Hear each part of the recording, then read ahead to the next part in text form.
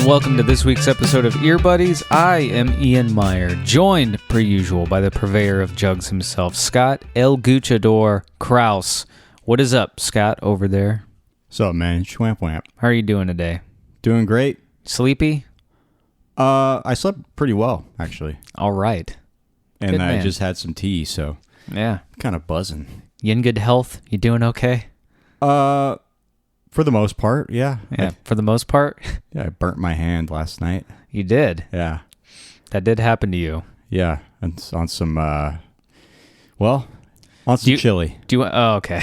I'll say it. I was going to ask if you wanted to tell the true story or if you wanted to make it sound cool and lie. Well, the true story is that a baby was trying to get some chili, and the mother was going inside, and the baby climbed up onto the crock pot, so I swiped him, and then the ladle flung chili at my hand. That's the true story. The baby was in the process of falling into the chili, correct? Yeah. And you saved that baby from chili. He was doing the classic, whoa, whoa, whoa, waving his arms. Saved a baby from a burning chili. No, the actual story is that I was helping myself to some chili, and the lid slid off the table, and I tried to catch it, and then flung the chili onto my hand.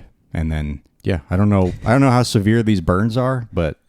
And then several of our friends laughed at you because they didn't know the severity of the situation. Yeah, they laughed at me until they saw chili all over my hand from this like boiling crock pot. I walked into the house. We were at a chili cook-off. Friend of the podcast, Dan Mitchell, had an event at his place. I walk into the house. You're just holding your hand underwater, staring at the door as I'm walking in, and inadvertently staring at me. I'm like, what the fuck is going on? What are you I was told to do that, and then it just felt like I made it awkward because I was just like, I did not look natural there. I was just like... I mean, there is no way to look natural just holding your hand underwater. Yeah. But the important thing is we got you gauzed up. We got you loaded up on Aquaphor. Yeah. You're doing okay.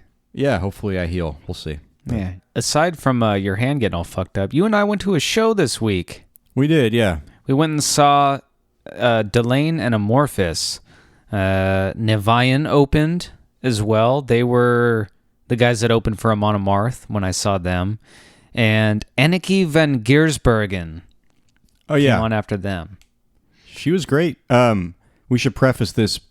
You got these tickets completely for free. Yes. So I didn't know anything about any of those bands. I didn't either. I feel like I think I'd come across Amorphous at some point, just in a weird Spotify rabbit hole. But these were the tickets that I got for free after the Amon Amarth concert. They're just like handing them out by the stack. Yeah, they were. I got 7 of them for free, and I just used them on Us Two, and the show was not at full capacity. No, it wasn't. But a lot of people were singing along, which makes me think that they were... some people there were really pumped. They actually bought the tickets. But there were also people online trying to sell their tickets. Oh, really? Yeah. Okay. So, some skeezies. Man. Nevayan is a local Sacramento metal band.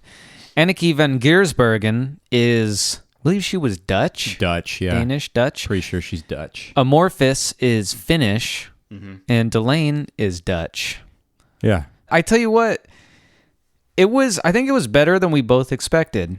I wasn't expecting anything at all. I wasn't either. I thought that we were just going to get in there, check out a few songs, and then maybe dip because they were free and it was a school night. Yeah. But that might have been one of the best concert experiences I've had. I think you're telling me that. Yeah, I think because the attendance was relatively low, so we were able to get pretty close to the stage very comfortably. It wasn't awkwardly low though. It was filled. Yeah, but like you could move around. It wasn't like packed. Yeah, I'm not trying to say that these guys don't draw a crowd. They're very popular according to the internet, just maybe not in this local area quite as much. It was I thought, I mean, it wasn't like to capacity, but it was pretty full. Like you're making it sound like it was. I'm making it sound like it was worse. Yeah, it was pretty. I've been to lower attended shows at the same venue. Just it was so comfortable to move around. Yeah, and stuff. And I got a decent amount of video and pictures. I think because I was kind of like, as opposed to trying to focus on watching and maintaining the experience. Yeah. But yeah, I don't know. It wasn't super like rowdy. We both almost got kicked in the face by some crowd surfers. Yeah, I almost got kicked in the head a couple times because they kept picking up people and moving them to the stage, and then the bouncer like double-handed that's right. moved them. He got up on, I don't know what he stood up on, Some fence or something, and then near the just stage. fully grabbed these people out of the air and pulled them down to the front. Just from one after another, because there's 3 of them in a row, and I feel like all of them almost hit my head. It's like they were handing them to this guy instead of him jumping in to intervene. Yeah. So they were some people headbanging pretty aggressively. There's a guy in front of me that was doing the full body headbang where he was banging his whole upper half of his body, and it was right in front of me, kind of centered in front of me. So he was kind of bumping his butt cheeks up to my crotch. It was kind of unpleasant and strange. I was trying to move aside, but He was grinding on you. he was kind of grinding on me in a weird way. And then there was a lot of moshing going on too. Yeah, a decent amount of moshing. I was surprised. One other thing, the singer had a gun holster. Yes. He had a gun holster, and I turned to you at the beginning of the show, and I was just like, what is that on the side here? I pointed, and you looked at me just I think that's a fucking gun.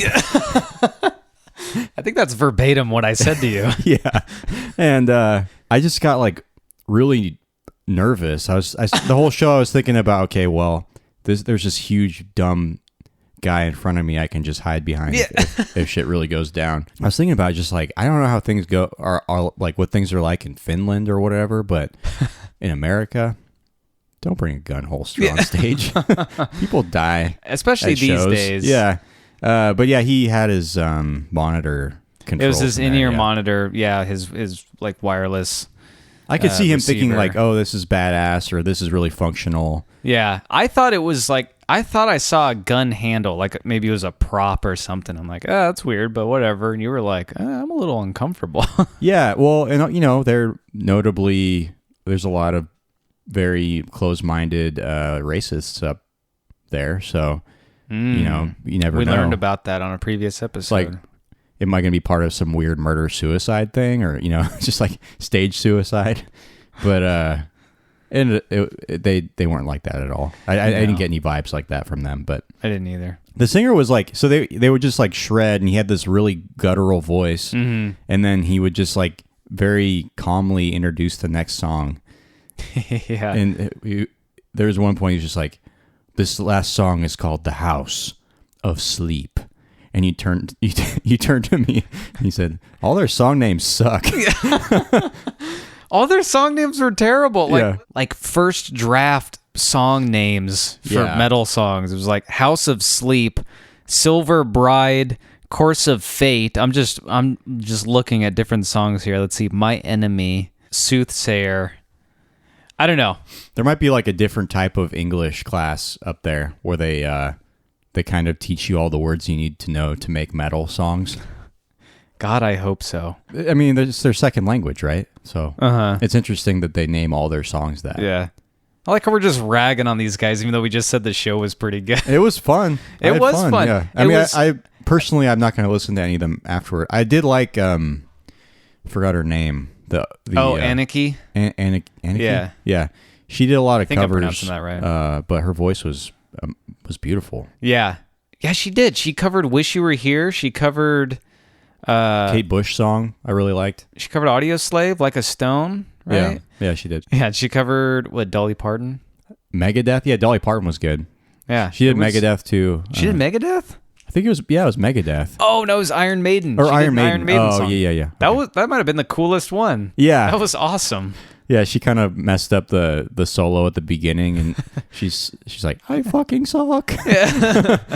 Yeah, she got it later on, though. It was good. Yeah, it was, but she was hard on herself. It was I think both of our expectations were so low that we ended up having a pretty good time. And I think that's kind of what made it one of the best concerts. I wasn't super distracted by the audience. I wasn't worried about being distracted. I wasn't worried about, really wanting to remember and pay attention to it. Yeah, and since we had no obligation to be there, it kind of it was kind of like a nice... So I feel like I needed a night like that. Just kind of, I don't know, just a nice free. There's no stakes in any direction. Like I wasn't hyped about it. It just was like a nice surprise. You and I went across the street and got pizza after. Well, you got some pizza, and I kind of just chilled out for a bit afterward. And the guitar player from Amorphous, who I thought looked like Boromir from Lord of the Rings, Sean Bean, was just sitting there eating pizza with Anarchy. They were just eating dinner. Yeah, and stuff, and no I'm one was like bothering them at all. I'm like, damn, I kind of wish I was into these bands or like knew more about these bands, because like a fan would have gotten like fucking pumped. Yeah. I would have been juiced. And then when we were leaving, the singer from Amorphous was out like signing a bunch of posters and shit for a couple people. Kick It ass. was interesting. Yeah, kick ass. So anyway, Yeah. That's pretty much it, right? that's basically the update. Poured some chili and went to a pretty decent show. Shall we try some snacks? Yeah, you brought some snacks to try today. I was in Walmart the other day, and It's snack time. I've heard about these for years. Uh-huh. But I finally saw them on the shelf. Rap Snacks. Rap snacks, huh? Yeah, so I have here. You familiar with the group Migos? I think so. It's like drop top, bop bop. Oh. Top, top. Now you've lost me. Anyway, I don't know that. So their big hit was Bad and Bougie. Oh, and one of them was married to Cardi B, or is married to Cardi B. But this is their snack. It's sour cream with a dab of ranch. Haha. But Is there a guy dabbing on the cover? I hope there's not a guy dabbing on the cover. there isn't. I actually really like Good. the packaging. They have like, it looks like GTA versions of themselves. Yeah, it does. Rap snacks. Flavored potato chips. You want to open this up there for us?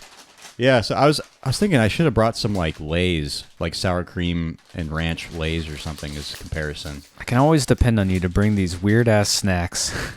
These are actually music related though. Yeah, they are. Here, you can take the Rap first. snacks. All right, You let's can take try. the first dab. Trying a first dab of Migos Rap Snacks. Am I going to crunch this into the microphone, or do you think I should do it away? It's up to you. We'll have a crunch warning. All right.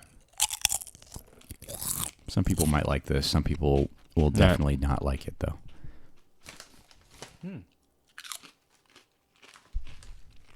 Actually, they're kind of fucking good. Here I go. I'm going in. There's a weird like, what's the flavor on those again? You said?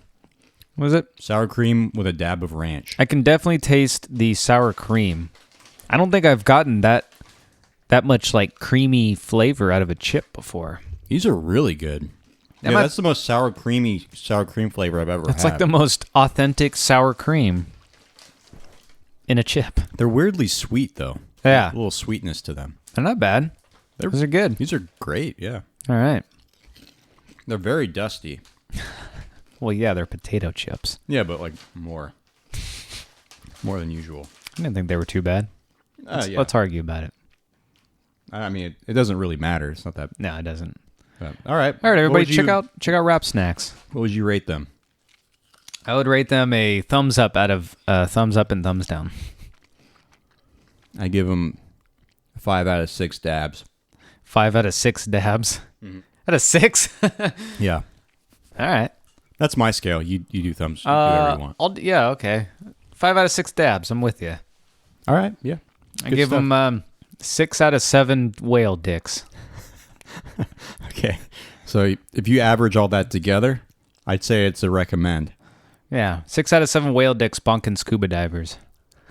Bonking scuba divers. Bonking scuba divers. Sounds dangerous. I always forget what episode that is. Go back in the episode log. Y'all can hear that one. Yeah, go ahead and listen to all of our episodes and try to find that one. Well, I think most of our listeners will be near a Walmart, so check it out. That's where I got these. Good. Or you can go to they have an Instagram. Official Rap Snacks or rapsnacksmarketing@gmail.com. I think we've said enough about these. Scott, you know what we're doing today? I have a little bit of an idea. A little bit of an idea. We are kind of returning to form, the original form that we thought this show is going to be built off of. We're much like the first unlistenable episode of EarBuddies. We're going to be talking about 2 albums today. Yeah, it's kind of ridiculous to me that we thought that we could sustain that every week. Two albums every week. It's ridiculous. Yeah, goddamn. We can barely do 1 album every 2 weeks now. Mm-hmm. We're just a couple busy little bitches. Yeah. First album we're talking about today is the latest album from Wilco, entitled Ode to Joy. Mm-hmm. That's it. This was dropped on October 4th of this year, and it's under DBPM Records, like Decibel PM Records Incorporated. I believe that's just the Wilco label. That's just their label. I think Warm, Jeff Tweedy's last solo album came out on that too. Awesome. Yeah. I think it's a subsidiary of some other bigger label. Gotcha. Yeah. So let's just jump right in. So I'm sure we've talked about Wilco at length on the Jeff Tweedy episode. So we have a lot of background information on these guys. So we can just jump right in. What do you think of this album? Give me some of your thoughts. So as I mentioned in that episode, I've been kind of lukewarm on Wilco since Sky Blue Sky, which was over 10 years ago now, I think.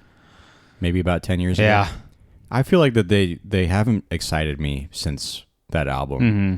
And this album kind of takes that to a whole new level in a way where it's very subtle. It's very low energy. Mm-hmm. There's a lot of people kind of echoing the sentiment out there. It's a bit boring. It is boring. It's a bit boring. This is a boring album. But I feel like it had the potential. It was like almost there for me. Yeah. Because, so from my understanding of this album, from what I've heard about it, it was kind of Jeff Tweedy and Mr. Kochie himself, the Glenn Koch, I don't know how to pronounce his name. Oh, yeah. How did we decide? Kochie? We'll say Kochie. Kochie. Because that's definitely not it, but we'll say Kochie. Koch. They wrote it together, and then the other members kind of filtered in and made their contributions separately. Gotcha. It does feel a bit like a Tweedy solo. I think that Tweedy solo is a lot more exciting. Warm was a lot more exciting. And Kochie's drums were a lot more subdued than they usually are. It feels very subtle, and he's an incredible drummer. He's capable of doing some huge, bombastic, ridiculous stuff. For sure. He's one of the best drummers out there, honestly. Mm-hmm. Couldn't tell from this album. I mean, it's very... Not the first example you want to pull out when talking about his drumming. At the same time, the restraint is pretty admirable. It's like... Yeah. It's like Keith Moon doesn't do stuff like this. You know, it's just like... He's got a lot of range. But for me... I'm saying call up Jim O'Rourke and get another Loose Fur album. If that's so, Loose Fur was Koch, Tweedy, and Jim O'Rourke, and that was the first Loose Fur album is one of my favorite albums ever. And I just feel like it was about the same energy level, but the songwriting was so much better back then. This was around the time of Yankee Hotel Foxtrot, right? And the songwriting on this album, like the sound is very pleasant, right? It's like, it's pleasant to listen to, but the choruses and the verses and just everything about it just feels a little bit like, it's like almost there. It's like, okay, there's no subtleties here that really grab me. Mm-hmm. There's nothing really exciting for most of the album. I'll leave it at that for now, but why don't you go ahead and tell me? I mean, I'm on the same page as you about it. It's an album that even as I'm listening to it, it's kind of in my peripheral.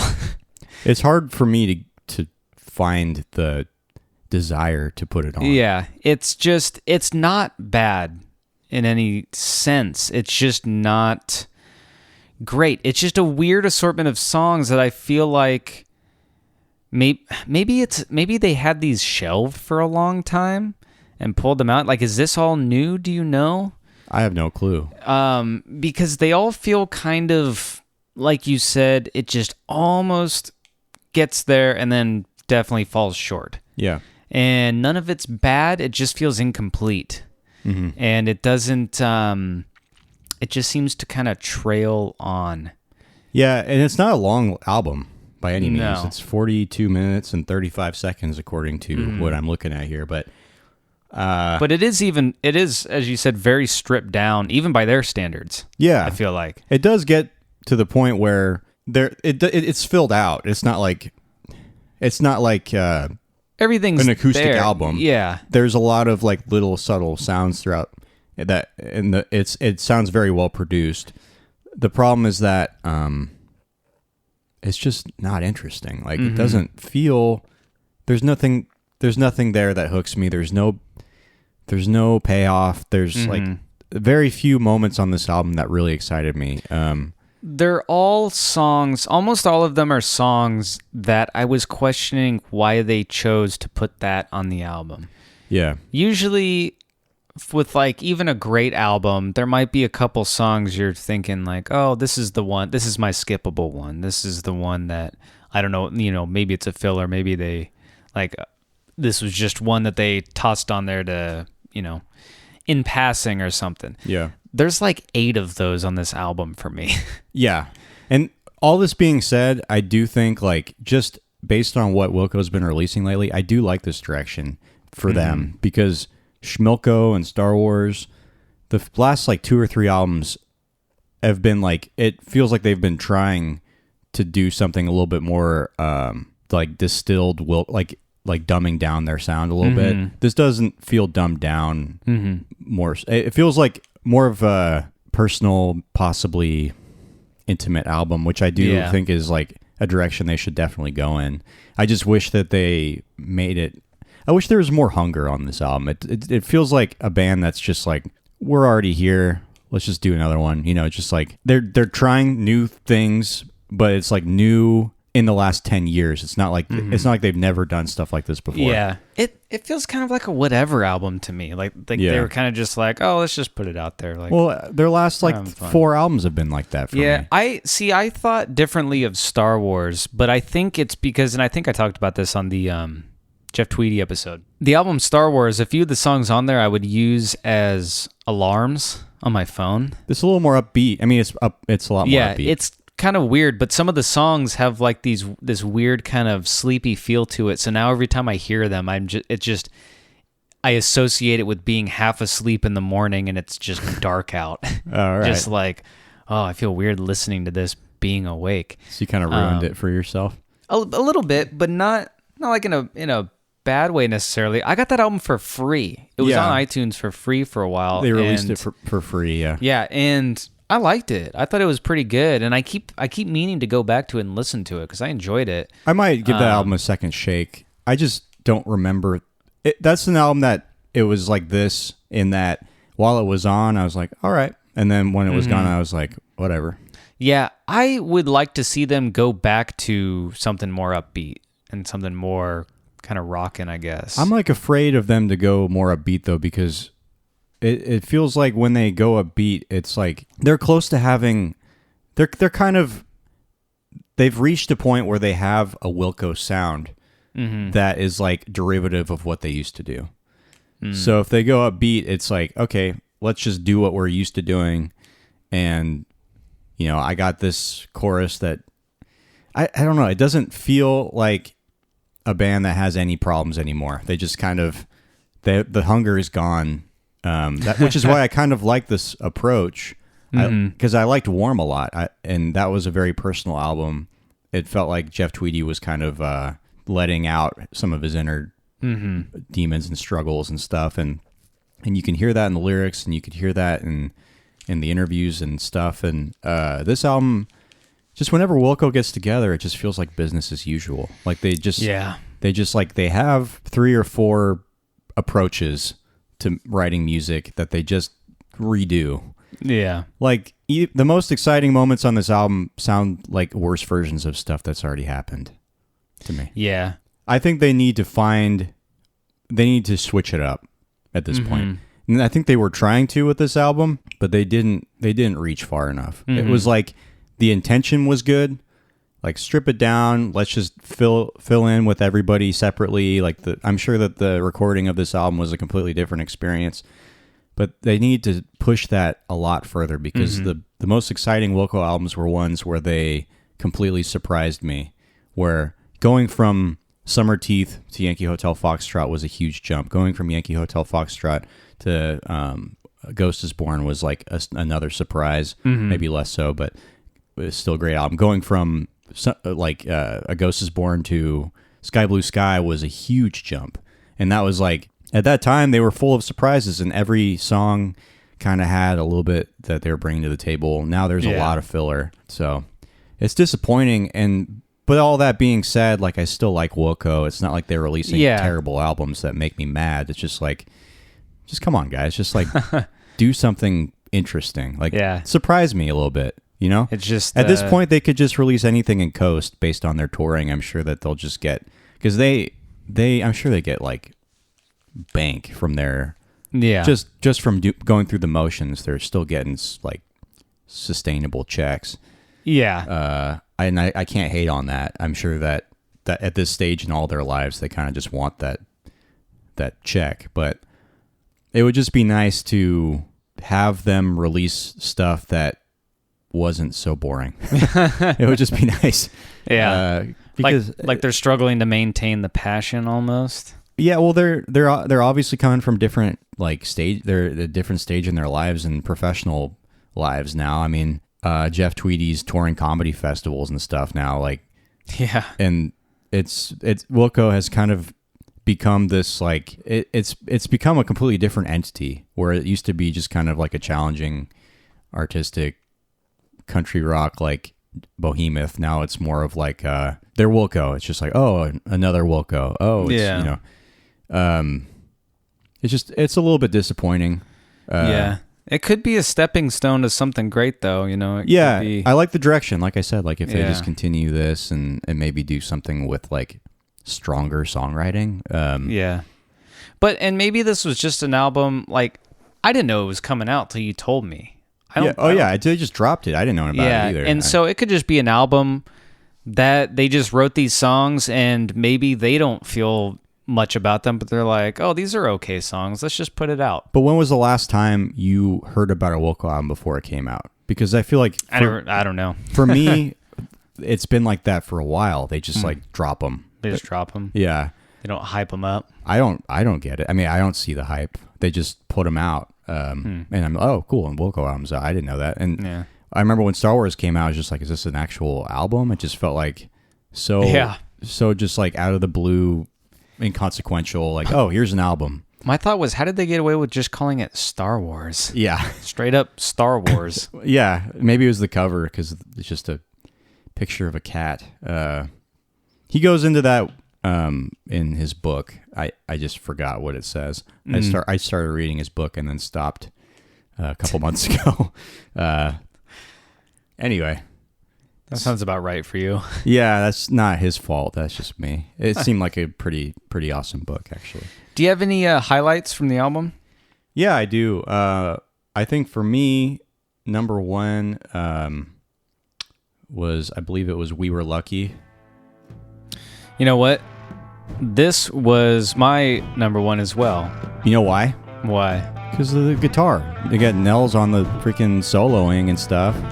That was part of it, but I feel like it just had more of a... I think it was kind of just the darker feel behind it. Yeah. Just that kind of driving, This felt like a Loose Fur song to me, actually. There's I think Rec Room was another song exactly like this. But just this tone, when Wilco gets challenging like this, it's definitely a lot more satisfying. Yeah. That was your pick too? Yeah. This is also my... Did you have any other ones? Yes. Let me run down the track listing real quick, actually. We have Bright Leaves, Before Us, 1.5 Stars, Quiet Amplifier, Everyone Hides, White Wooden Cross, Citizens, We Were Lucky, Love Is Everywhere, in parentheses, Beware, Hold Me Anyway, and An Empty Corner. My other pick was Hold Me Anyway. Oh, okay. I thought this one was a cool song. This song was cool too. Yeah. Yeah. Didn't they go into like a cool guitar thing at the end of this? I think yes, they did. This one's got a. So I'll let this simmer for a minute here. This is kind of the standard feel of the tune. Yeah. But this album did get better. It starts off like nothing, and then it gets a little bit better. yeah, there's a little. Yeah, the second half of it, I think it kind of opens up, and there's moments that are cool in each song. But I feel like you could say that about anything. And this, I don't care for this at all. This You don't like chorus. this? Yeah. It's kind of. It's a little Beatlesy almost. Yeah. It also just kind of feels like generic. Mm-hmm. But this part's cool. When the guitar comes in, yeah. And they start layering these guitar harmonies that sound really good. I love the end of this song, yeah. And it reminds me of something that I could not put my finger on. What? It's like classic rock. Kind of, but something specific. I don't know. Yeah. If anybody has an opinion on what this song, Hold Me Anyway by Wilco, reminds you of, tweet at us. Yeah. At EarBuddies. At EarBuddiespod. Find us. We're on the socials. EarBuddiespod everywhere. We're out there. EarBuddiespod on everything. Gmail, Instagram, Twitter. I do have one more. For me, you do you? Yeah.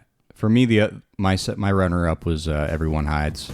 So this one was all right. This felt like intensely Wilco to me here. Oh, yeah. I mean, it's like, this is like, okay, it's the second best on one of their worst albums. Like, okay, first step in writing a Wilco song, this guitar line right here. I think this had one of the strongest choruses, though.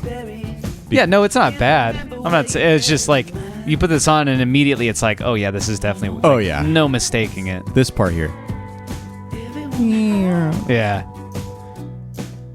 Yeah, the back, some of the ambient guitar work was fantastic. I think that was my favorite stuff on the whole album. I think that comes from the songwriting approach. If what I've heard from this album is true, that it was just the two members and then everyone kind of filled it in, I think that approach kind of lended itself to just more ambience. More just kind of some treatments in the back.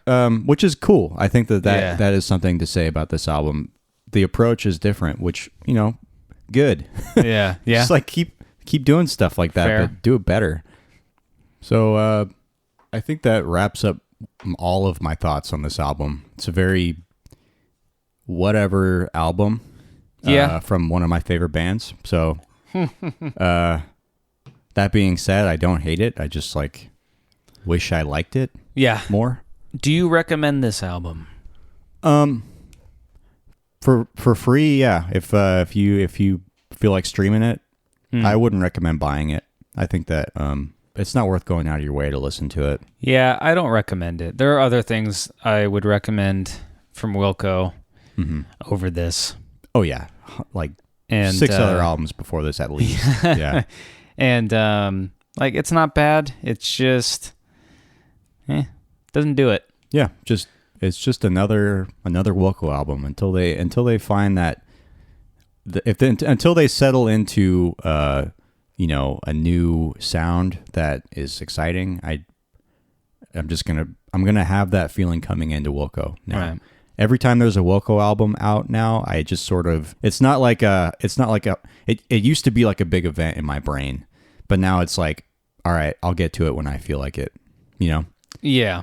I'll get to it, but it's just not exciting anymore, which is a real shame because it's a band that I've seen a few times that kind of holds a real special place in my heart. I've kind of grown up listening to them. Right. But their whole legacy is just like getting real. It's one of those bands, like if they broke up maybe 2010 and I would have been really upset, but it probably would have been to their benefit in my brain, where I would have held them in like a hugely, it would have been like, it would have been one of those like, okay, well, they went out with a bang, but now they're just kind of like fizzling out, it feels like. So listen to Warm was good. Jeff Tweedy's solo album. I want to revisit that. I was kind of lukewarm on that one as well, but lukewarm. But hey, I mean, compared to what else Wilco's been putting out lately, it was an exciting album to me. I think I was more excited about it than I was, the last couple Wilco things. I think it had stronger songwriting than this, like 100%. So, yeah. What do you rate this? What are you going to rate this out of? Good question. The scale for this, let's do glasses of milk. Glasses of milk? Yeah. No reason. Warm glasses of milk? Yeah, because this album is like a warm glass of plain milk. How many crowd surfers are you going to give this one? Yeah, let's do that. Almost contextual. Crowd surfers? Crowd surfers holding warm glasses of milk. They're about to spill it on you. Ooh. 10 crowd surfers holding glasses of milk pass by you and almost kick you in the face. How many of them succeed in not spilling the milk on you? All right. I'm going to go 5.5. So the sixth one gets up and spills half the glass on me and then gets cut in half. And then he gets cut in half? In some freak accident. Jesus. Yeah, I'm going 5.5. Right on. I was thinking 6, but realistically, I'm never going to put this on again. So just based on my experience with the other Wilco albums where it's just kind of, they go in one year and come out the other. It's just no lasting impression, really. So I am going to give this 4.5. Okay. A little harsher than me. Crowd surfers. Yeah, I wanted to go higher, but it just, the song "We Were Lucky" that might creep its way into a playlist. That's That's legitimately cool good. I think that's one of the best it's a ones I've heard in a while. Head bobber for sure. But yeah, there's 4 crowd surfers that go over my head, and they don't spill anything on me successfully. That 5th one spills like half the glass on me, and the rest of them just dump their whole glass of milk on me in passing. So yeah, those first 4, man. What degree burn do you give this album from the milk? Milk burns. Yeah. Which one's good? What's more embarrassing, getting 3rd degree burns from warm milk or from chili? Warm milk. Yeah, I think you're right. I think. It's a toss-up. Yeah, that's a thinker. Yeah. I got to think of a real story if this becomes a permanent mark on my hand. Tell us what you think. Tell us which one's more embarrassing, listeners. Yeah. Hashtag burns from milk or burns from chili. 3rd degree liquids. Hashtag 3rd degree liquids. There we are. Well, let's move on to our second one, shall we? Yeah. The second album we're talking about today is from Danny Brown. Daniel Brown. The name of the album is You Know What I'm Saying, with an upside down question mark, and it's all one word, and you is the letter U. Actually, hold on a second. This is a fucked up title. You know what I'm saying, and know and what are blended into one word. It's all one word. Wow, I didn't realize how crazy this was spelled. Yeah. I like the album cover, too. It's just like him peeking from this weird color palette. So 3 heads. He's kind of goofy, and it cracks me up. Yeah. I think it's the main page of his Spotify is him in like this ratty suit that's kind of torn up, and he's just got this goofy ass expression on his face. Mm-hmm. He's playing up a weird image for this album that's a little bit different. Is it? Yeah. Because I feel like a lot of like pictures of him that I've seen, he's like kind of being goofy a little bit. He's always been goofy. I like that though. But this is like a different brand now. He's like having fun, like he's taking it seriously, but he's not being like over serious. He's not. No, he's always been goofy. Actually, something that you probably don't know because you're kind of a casual Danny Brown listener, right? Yeah, I hated him at first. My first exposure to him was on Run the Jewels 3. Oh. He's featured on one of their songs, and his voice annoyed the fuck out of me. He's got one of the most unique voice deliveries in rap and hip-hop. So that kind of like shooed me away, and I tried to sample some of his stuff, and I didn't like it until I heard the song Ain't It Funny? Which, do you mind if I... Atrocity Expedition? Yeah. Exposition? You mind if I play a little sample of that? Do it, yeah. For some reason, this beat Exhibition. was like the craziest thing I'd ever heard. This is... Not like crazy wild, but it was just so unorthodox. I'm like, this sounds weird. What is this? Yeah. And then he comes in and I'm like... When I first listened to it, I'm like, oh yeah, his voice is annoying. But I just kept the song playing and I'm like, this is great. Danny Brown is incredible. He's one of my favorite rappers right now. He's got this like weird clown voice that he does. And then he goes from that to like a real like rough rap voice. Like he goes between voices. And what I was going to say about him was something that you probably don't know is that he almost was in G Unit. Really? He was set. I think he was hanging out with 50 Cent and stuff, and this was earlier in his career.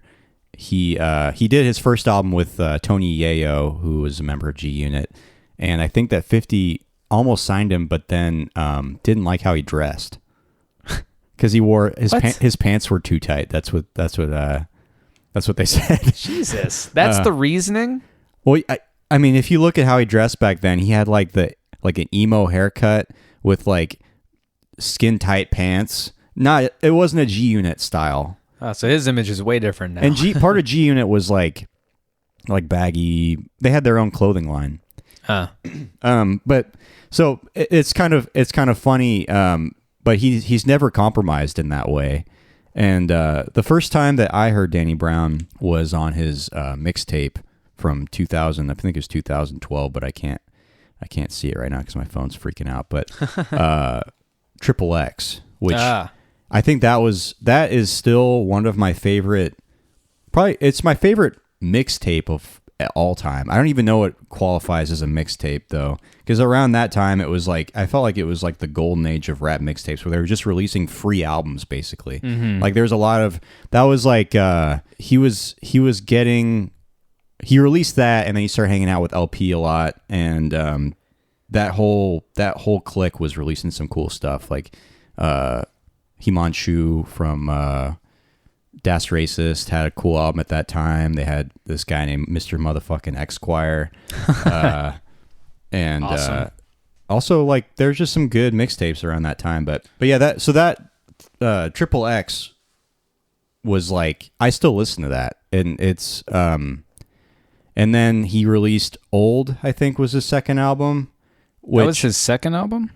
Well, his third. He had the Hybrid was his first, and then Triple X was. I don't know what's an album and what's a mixtape because I think the Hybrid and Triple X were technically mixtapes. I guess his first like label album was maybe Old, and I felt like that album was kind of whatever. Mm-hmm. And then Atrocity Exhibition came out. That album is amazing. That album's crazy. Yeah. I feel like with Danny Brown, he's kind of on this thing now where there's a pattern that I've noticed where it's just like incredible. He sounds like hungry. He sounds like really hyped. And then there's another album that's just like, all right, this is fine. This is good. And then, so it was like Triple X was amazing. Incredible album. Old. All right. It was fine. Mm-hmm. Atrocity Exhibition. Wow. He's done it again. Yeah. And then, you know what I'm saying? And it's like, okay, I like it. Yeah, it's good. Yeah. Kind of an ebb and flow. Yeah. And that's not to say that I dislike this album, but I don't think that it holds a candle to Atrocity Exhibition at all. Right. It's not on the same caliber. Atrocity Exhibition was like an artistic statement. It was like a very abstract hip hop album for the time that had a lot of really interesting. It was like a drug trip. The whole album was like this it was very abstract. It was like taking you through the brain of some junkie, drug addicted freak, you know. And it was like a really dark. It had a theme. This album is kind of coherent. Like there's like stuff. It all goes together. I was back and forth on that actually. Coherent. I didn't think it was very cohesive. Cohesive is what I meant. Yeah. I didn't think it was. That's the word I meant to say. Cohesive. It's a bit of a mixed bag, and it's executive produced by Q-Tip from A Tribe Called Quest. Q-Tip. He's a legend. So watch your mouth, man. But well, I like his name, so yeah. So it had the same every day. It had the same producer, and another thing about this album that caught my eye immediately before I even listened to it was it's on Warp Records, which is ridiculous to me. So Warp Records up until very recently was like Aphex Twin, Square Pusher, like all of these, and like they call it IDM, intelligent dance music, like all these weird electronic artists. Some weird shit. Yeah. And then they released, the first time I noticed it was they diversified. They released Grizzly Bear. And then Grizzly Bear was on that label. Battles was on that label. And they've started to release different stuff, but I never would have imagined Danny Brown on Warp Records. Like, I grew up kind of like Warp Records for me when I was in high school was like, I need to consume everything on this label because it all had like the same, it all had the same style. But now it doesn't. I mean, it's just like now it's like, okay, it's like a seal of approval type of thing. But anyway, what do you think of this album? You know, I was also kind of lukewarm on this album. Yeah. But comparatively speaking, I think I'm more likely to return to this than I am the other Wilco album. I'm with that sentiment 100%. Yeah. Let me run down the track listing on this one real quick. Change Up, Theme Song, Dirty Laundry, 3 Tears with a Z, featuring Run the Jewels, Belly of the Beast, featuring Obang Jayar. Am I pronouncing that right? I have no idea. Obang Jayar, Savage Nomad, Best Life, You Know What I'm Saying, also featuring Obang Jayar, Negro Spiritual, featuring JPEG Mafia, Shine, featuring Blood Orange, and Combat.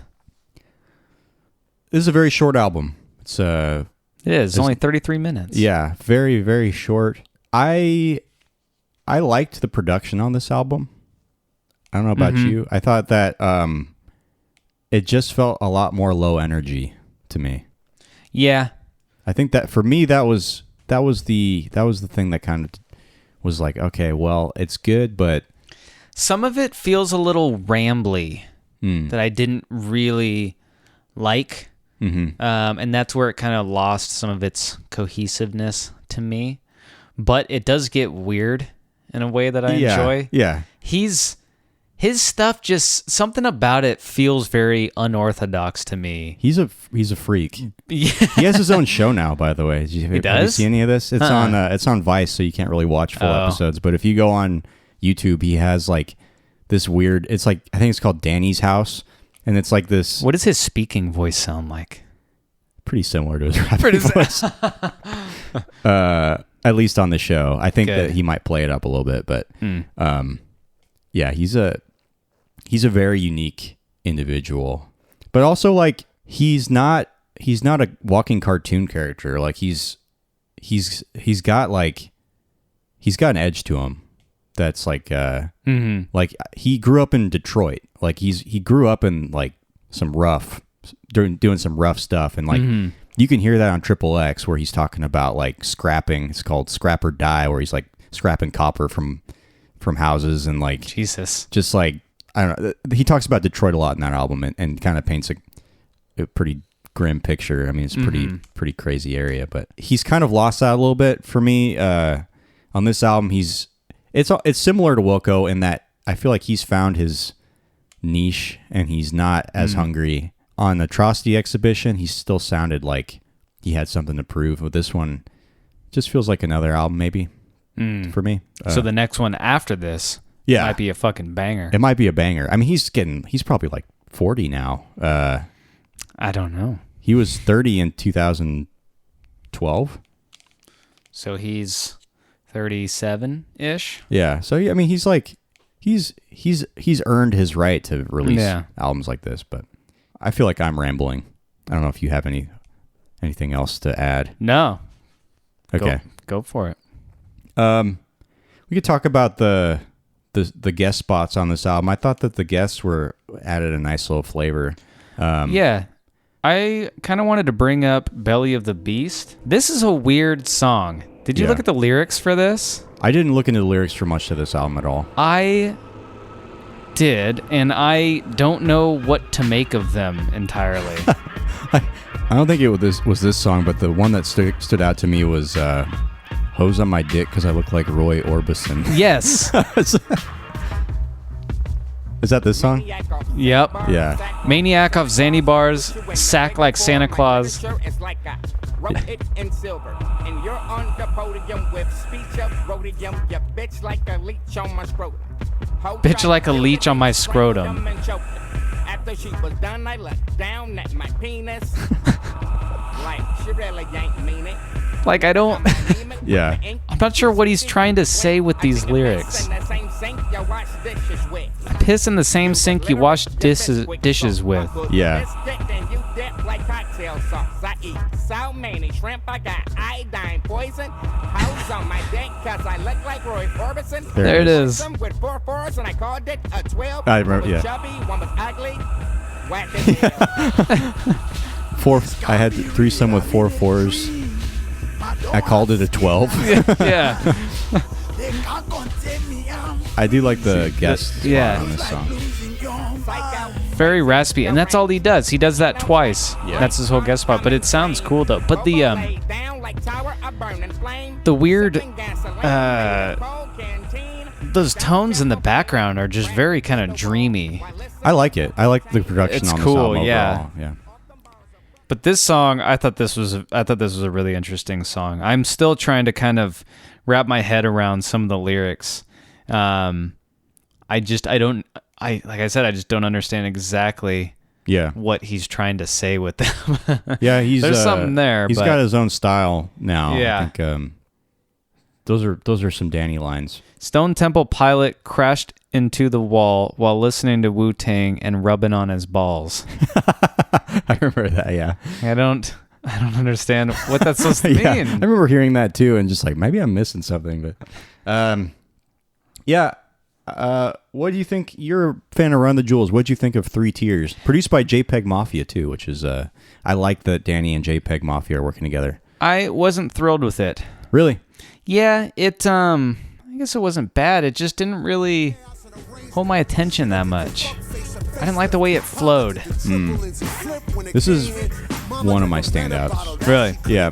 It wasn't like when in the past when Danny and LP have been on a track together, it's been a lot more hyped up for me. Like this is kind of a lower tier as far as that goes, but yeah, I do like hearing them all together. I liked it more the more I listened to it, but I was excited when I saw that Run the Jewels were going to be on here, but it just kind of fell short for me. I could see you saying that, and I understand that. It isn't like, as far as like you see that on paper, like Run the Jewels, Danny Brown, JPEG Mafia. As soon as I saw that, I was like hyped up. I was like, yeah, this is gonna be great. And then I heard it, and it was like, okay, this is good.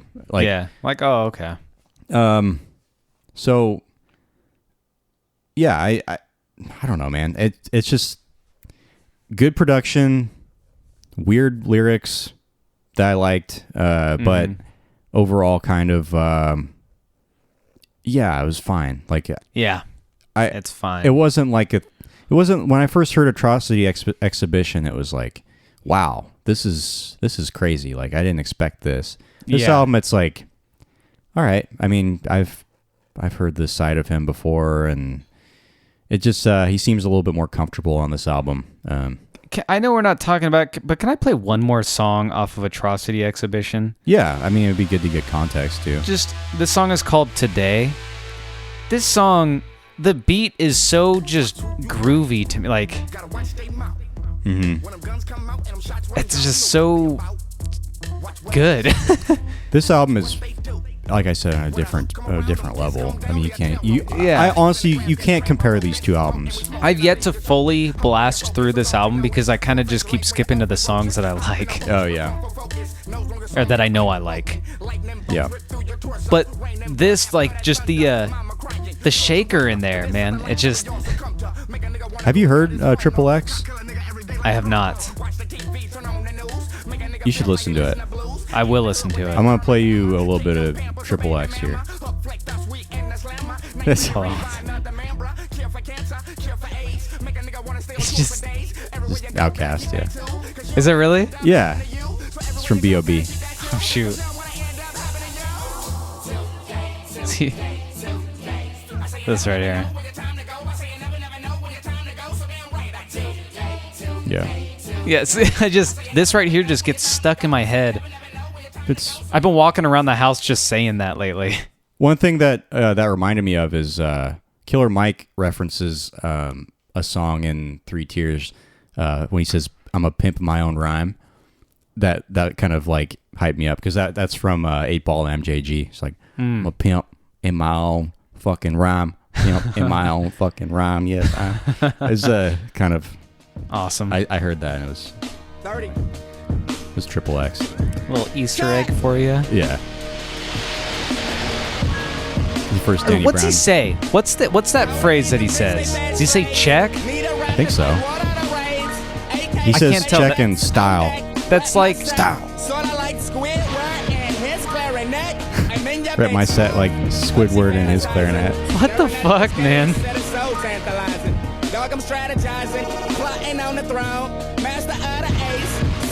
He's sitting on Chrome. Sitting on Chrome. Just got paid. It's Friday night. Sitting on Chrome. I'm feeling all right. He's so weird, but I like it. I will listen to that album like on a monthly basis on average. Like there'll be months where I'll just be like playing that still. Yeah. Since it came out. Anyway, so this album will not be like that for me. Yeah. Do you have any standouts aside from anything we talked about? I do, and I'm going to sound like a real basic bitch for this one, but Shine, I enjoyed. That's one of mine, yeah. And I think because it was a little more... Actually, it's not one of mine. A little more... Take it back. No, it was... No. There was something I wanted to say about this song, though. Go ahead. I could just feel it a little more. It was a little more uniform. It was a little more, like, straightforward, which is why I sound very basic saying that. It just... I don't think that's basic. And I'm talking, like with his phrasing. It fits more. This is more cohesive to me, and this is what I enjoyed. I liked the line, I think it's in this song, is street like Contra, no cheat code. Awesome. Yeah. Anyway. But this song here, the song Shine. I enjoyed this. Okay. This was not on my list. Well, fuck you then. Any other ones? No. Just those two, yeah. What was the other one? Belly of the Beast. Oh, okay. I guess that's more of an honorable mention. I didn't really have any picks for this one. Oh, really? Yeah. What about Change Up was cool. Would you? Okay, you didn't like this song? This was the first single that came out, Dirty Laundry. I think it just didn't really... I mean, it was fine. I like when the drums come in a lot.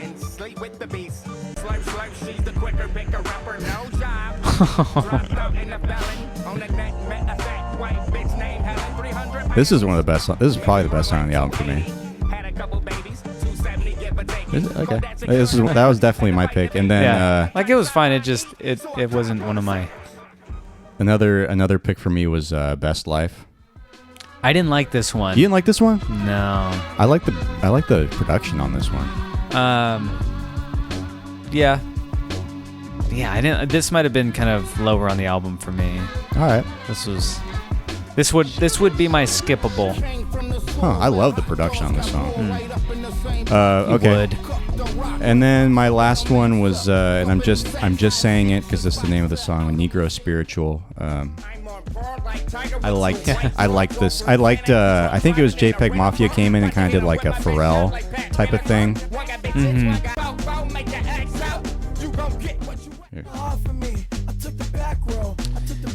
I like that. Yeah. Also, you probably don't know anything about JPEG Mafia, but he's another weirdo. He's got. Is he? Yeah. He's the guy. I think I mentioned him on a previous episode because he does a lot of samples and he samples Mortal Kombat in the song. Oh yeah, you told me about that. Smoke. Yes. Anyway. Yes, I definitely need to check that out. One thing I wanted to say about Shine, we got right to the part. This was something that we kind of argued about previously. There's a guy that sings over the top. Blood Orange. I hate the singing. Yeah, that's part of it. I didn't like that. It reminded me too much of that. What's that? Oh my God! Stop fucking lying. Except like, obviously not that bad, but it just reminded me too much of that. It just didn't seem to really. Who are you fit. talking about? I don't know. What's that song like? I don't know. Why you always lying? I don't know. Stop fucking lying. I'm so fucking. No, that's not the one. Smile. No, that's not the one. I don't know the name of it. I don't know what it's called, but I think it's an actual song, but I think someone recorded like a fucked up version of it, and it's that fucked up version that it reminds me of. Oh, okay. What'd you think of the title track? You know what? Actually, that one's definitely an honorable mention. That might have been one of my picks. Actually, I like this song. I thought this was cool. I really like the vibe on this album. It sounds like a video game soundtrack. This beat here? Yeah, this beat. It sounds like a racing game. The beats are like a lot more subtle in this album, but not less weird. It's still really weird. Something I did. I feel like Danny Brown always has a good ear for instrumentals. I don't think he ever produces, but he raps. Like on Triple X, he raps over This Heat. I want to play you some real quick. Okay, here it is. This is a really obscure sample. Eating on the Adderall, wash it down with alcohol, writing holy mackerel, I'll play the original. The intro, you mean? Yeah, the intro.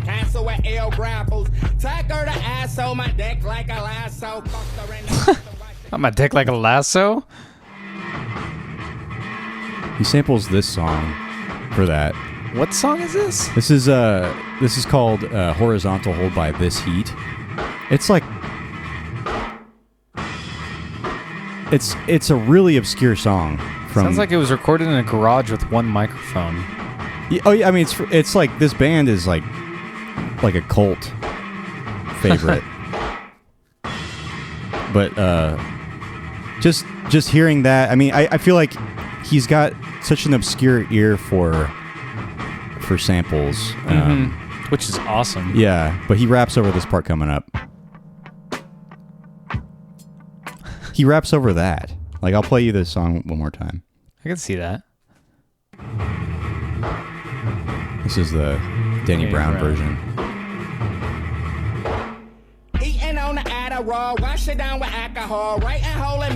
Oh yeah, it's like ripped straight up. Interesting.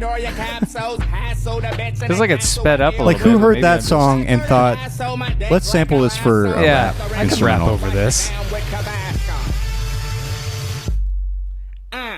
You softer than Flanders, son. You softer than Flanders. Anyway, so Danny Brown gets some heavy slaps for me. Props for creativity. Yeah, this album doesn't make me think any less of him. I just think that, like he's probably at a more comfortable spot in his life now, and I feel like maybe he had to prove a little bit after his old wasn't super well received, and then Atrocity Exhibition just like blew him out of the water. So we'll see where he goes from here. But I'm not mad about this album. I think it's good. I just don't think I'll put it on before any of his other. Yeah. Or at least before Triple X or Atrocity. Yeah. Yeah, it's good. It's just when I listened through it, I was like, oh, nothing excited me like Today or Ain't It Funny did. So yeah. I guess maybe I just had my hopes a little high, and I'm relatively new to Danny Brown, so I'm still kind of figuring things out, doing a little learning. That's fine. I'm a learning man. It's good to always be learning. That's right. What do you recommend this album? I do. I think I recommend this way before I would recommend Ode to Joy. I agree with that, but I don't think I quite recommend this album. Oh, if you haven't heard Danny Brown, don't start with this album. Yeah. Or do start with this album because then there's only... It's only up from there? I mean, pretty much only up from there. There's... Yeah. Yeah. What are we going to rate this? What do we rate this out of? Wash cycles. Wash cycles? He talks about laundry. Let's see. The first line in Belly of the Beast is Maniac off Zanny bars. How many Zanny bars? All right, yeah. Let's do Zanny bars. All right. How many Zanny bars are you going to give this? This one I think I'm going to go 6.5. 6.5? Yeah. I think it was a good album. I did like the production. I think that it wasn't him just like spinning his wheels, like trying to get money. I feel like he hasn't compromised himself artistically. It just wasn't something that excited me like his previous work. Gotcha. I'm going to give this 5.5 Zanny bars. All right. That's fair. Along the same lines. Yeah. We're like, you're like one, exactly one. We both went exactly 1 point yeah. above our previous scores. Yeah. Yeah. 5.5 Zanny bars. And that second half, I'll give to you. So you can eat that as your half a Zanny bar. How exciting. I'm so excited. Look at that. Friends. Friends share Zanny bars. EarBuddies. Scott, you want to wrap this up? Yeah. Get on out of here. Let's get out of here.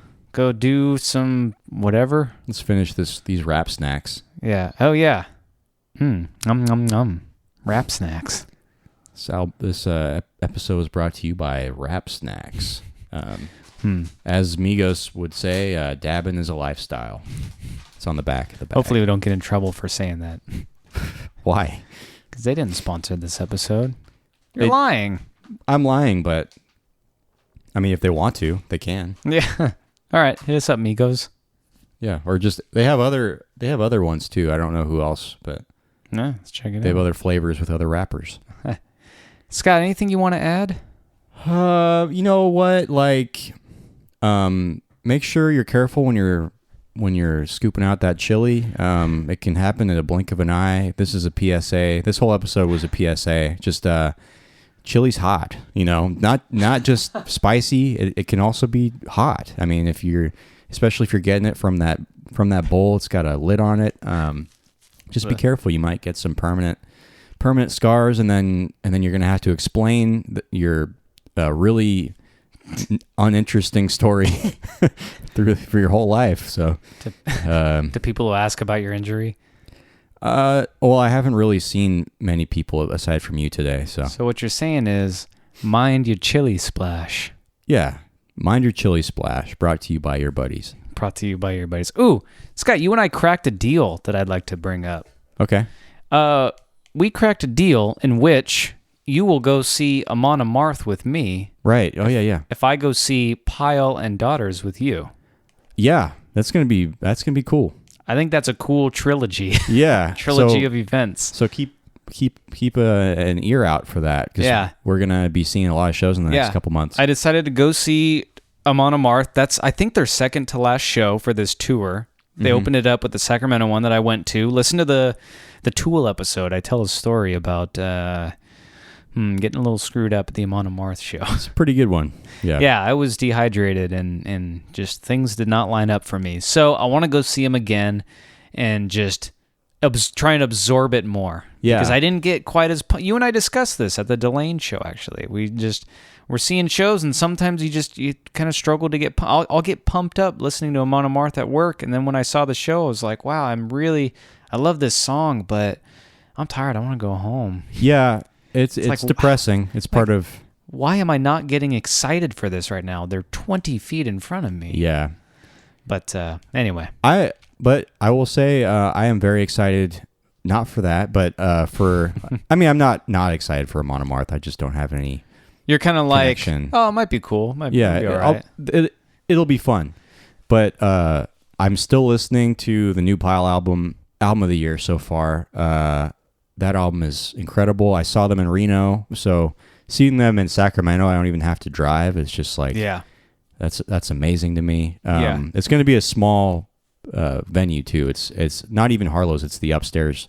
I think my level of enjoyment for Pile and Daughters is just a little bit above what yours is for Amon Amarth. Mm-hmm. But I think we're both on the same level of like, okay, yeah, I'll check out that show. Yeah, cool. Yeah, and I revisited the Daughters album too, the newest Daughters album, and amazing. So it's just like, yeah, that one's in San Francisco, so it's a bit more of a hassle, but yeah. Everything is a little bit more of a hassle in San Francisco, but yeah, it's gonna be tight. So a good deal. Yep, that's a good. There might be some moshes at 2 of those shows. Yeah, I need to stay away. I could see there being moshes for Daughters, definitely for Amon Amarth. Amon Amarth will mosh. Yeah, they will. They will mosh hard. They might mosh Daughters too. That'll be a stinky crowd. So just. Yeah, be prepared. But I've had bad luck with San Francisco crowds. Yeah, I kind of have too. So we'll see. We'll see. All right, everybody. We want to remind everyone out there to mind your chili splash, and don't forget to check your Diddy Miss. And with that, this has been EarBuddies. Hasta luego. This has been another installment of the EarBuddies podcast. Bye-bye now.